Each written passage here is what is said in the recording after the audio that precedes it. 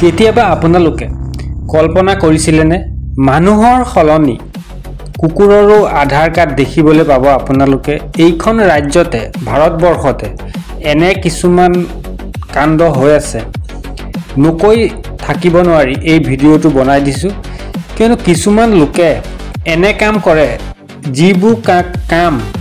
অতিকে নিন্দা কৰাটো দৰকাৰ দেখিবলৈ পাইছে আপোনালোকে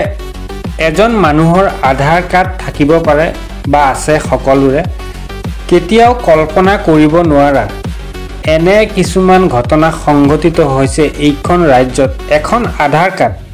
এটা কুকুৰ দেখিবলৈ পাইছে আপোনালোকে কুকুৰটোৰ নাম টমি জেছপাল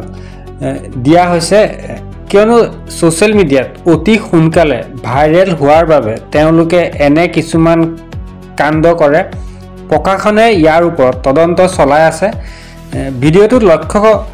কৰিব পাৰে যে এটা কুকুৰৰ ফটো লগাই এখন আধাৰ কাৰ্ড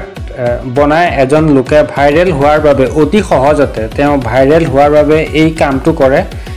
দেখিবলৈ পাইছে আপোনালোকে এখন আধাৰ কাৰ্ডত